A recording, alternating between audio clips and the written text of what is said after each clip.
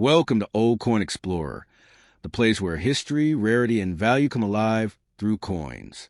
If you're passionate about discovering the secrets behind old currencies, rare finds, and hidden treasures in your pocket change, then you're in the right spot. Today, we're diving deep into a coin that may seem small, but holds a significant place in Canadian numismatic history, the 1965 Canadian 1-cent coin. Let's begin this exciting journey by going back in time. It's 1965. The world was in the midst of transformation. Technology was racing ahead, music was shifting, and in Canada, the coinage system was also quietly evolving. The 1965 Canadian penny is one of those hidden gems that, at first glance, doesn't scream rare or valuable, but once you peel back the layers, you will discover why collectors and coin enthusiasts have been buzzing about it for decades. So, let's talk about what makes this coin special. At first glance, it looks pretty simple. A small copper coin, maple leaf design on the back, and Queen Elizabeth II on the front. But here's where the magic starts. The 1965 penny wasn't just a single design. No, sir, it came with varieties. That's right. Different styles, small details, and minting changes that make some versions of the 1965 penny much rarer than others. One of the first things you need to know is that this coin marked a major design shift. In 1965, the Royal Canadian Mint updated the portrait of Queen Elizabeth II. The previous design, used from 1953 to 1964, featured a younger version of the Queen wearing a laurel wreath. But in 1965, they introduced a second official effigy, this time with the Queen wearing a tiara. This design was created by artist Arnold Mackin and is known for its refined detail and elegance. It's actually the same portrait that was later used on British coins, which is kind of cool when you think about the Commonwealth influence. Now, here's where the details start to matter. Even though they introduced this new portrait, not all 1965 pennies were minted the same way. That's because during the transition, the mint used several different dies, and those dies had slight variations. Some had what's called large beads around the Queen's portrait, while others had small beads.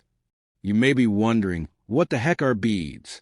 Well, they're those little dots that go around the edge of the coin, sort of like a dotted border.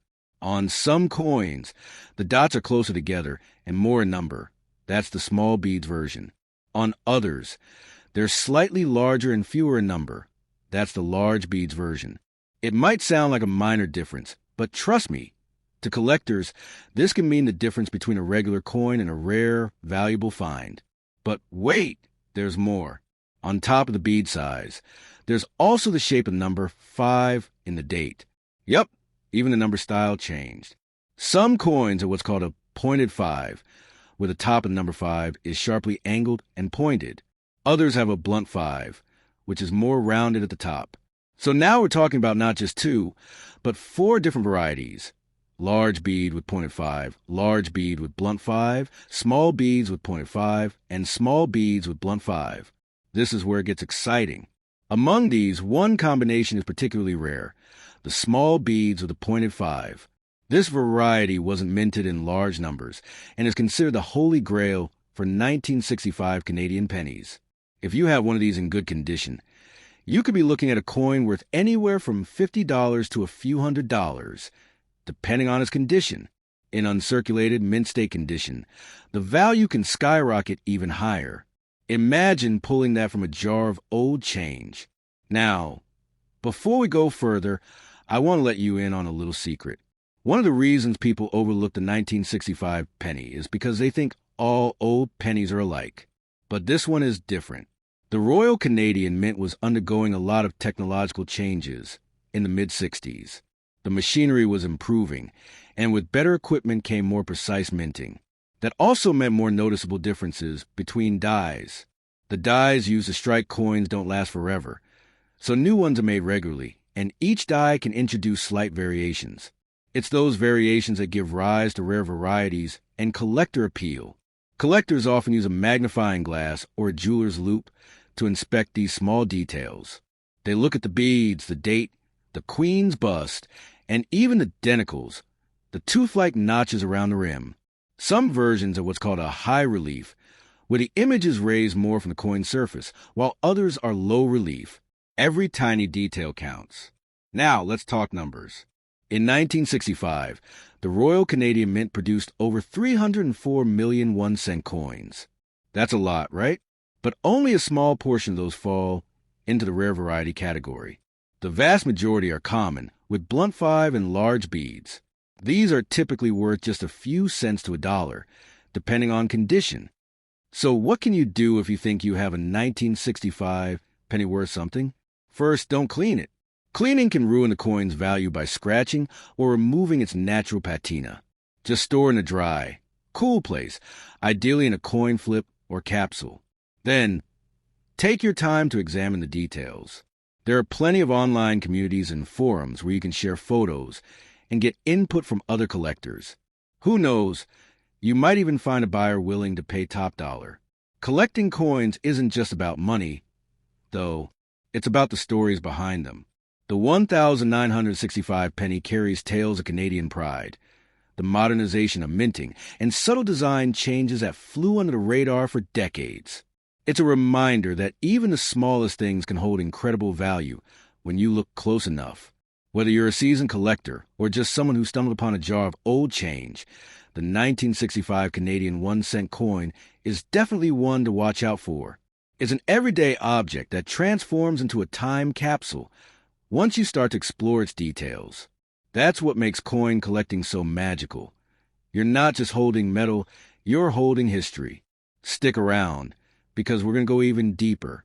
I'll walk you through real market prices, auction results, tips for spotting counterfeits, and how to find these gems in circulation or estate sales. Trust me, it only gets better from here. Now, let's shift gears a little and talk about condition.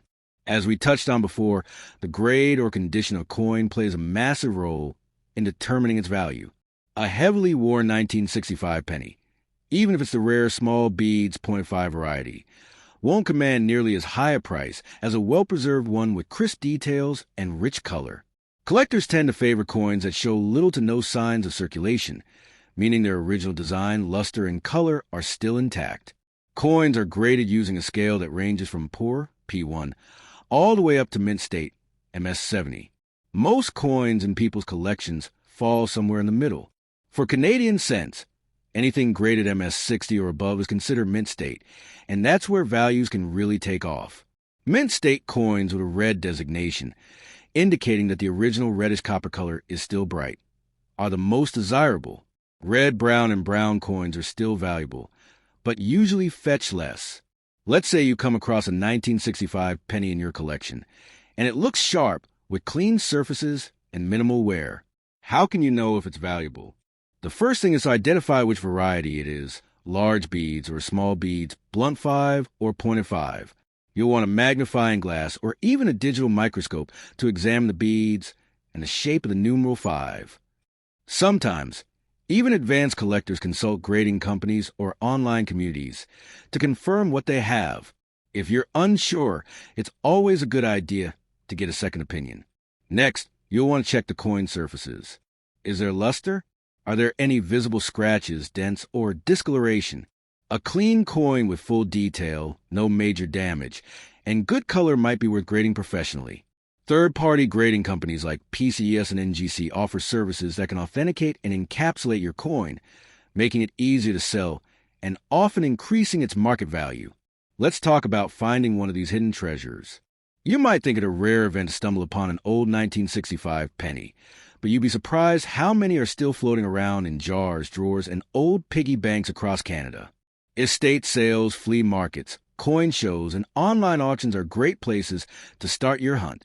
You can even search eBay and other platforms for lots of Canadian coins, where sellers often list coins in bulk without realizing what they have.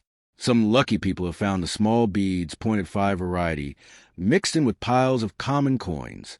It's not just a dream. It happens more often than you'd think. You just need patience, a sharp eye, and a little knowledge. And don't forget the thrill of the chase. Every time you pick up a coin and examine it, there's that spark of possibility. Maybe this one will be the gem that makes your collection shine. There's also an educational side to collecting coins like the 1965 penny.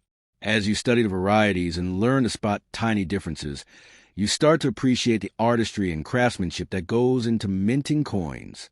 You begin to understand the historical context, the switch to nickel in 1968, the move toward metric measurements in Canada, and how these changes were reflected in the coins themselves.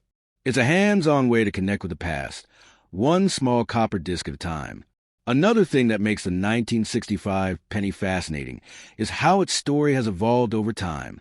When it was first released, it was just another year of issue, a coin you might use to buy a few candies or save in your school desk.